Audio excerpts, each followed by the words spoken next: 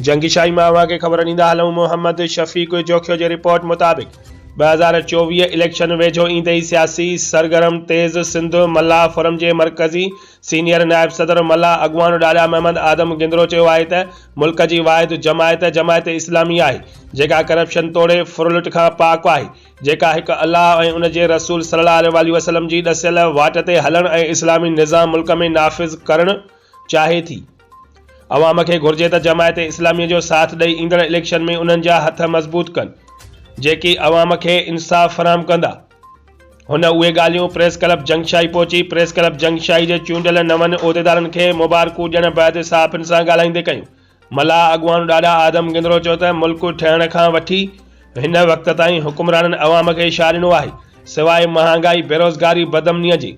हुन चयो त हिन वारी इलेक्शन में संदनि पुटु अब्दुल्ला आदम गिंदरो जमायत इस्लामी जे प्लेटफॉर्म तां ठटे जे सूबाई तक PS 75 ठटो ते उम्मीदवार बीठो आहे जंहिंजी इलेक्शन मुहिम जंगशाही खां जारी कई वई आहे।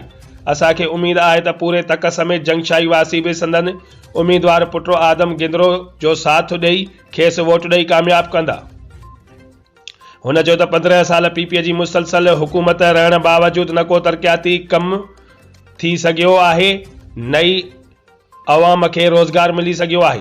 अवाम मथां टैक्स मरे महांगाई में इज़ाफ़ो कयो वियो आहे जंहिं करे ग़रीब पोर तबिको हिकु वेलो मानी गबे लाइ परेशान आहे। उहा सूरत हाल रही त ग़रीब माण्हू बुख विघे मरी वेंदा। हुन घुर कई त महांगाई ते कंट्रोल करे अवाम खे समूरियूं बुनियादी सहूलियतूं मुहैया करे जीअण जो हक़ ॾिनो वञे।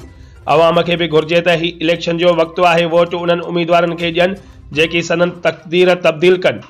आख़िर में मल्लाह अगवान ॾाॾा आदम गिंदरो साहबी महमद अयूब मल्लाह, महमद रमज़ान मल्लाह ऐं ॿियनि पारां प्रेस क्लब जंगशाही जी नई चूंडियल बाडीअ जे उहिदेदारनि अब्दुर्रहीम जोखियो, महमद सालिह मीरानी, महमद जुमन जोखियो ऐं ॿियनि खे गुलनि जा हार पाराए खेनि मुबारकूं ॾिनियूं।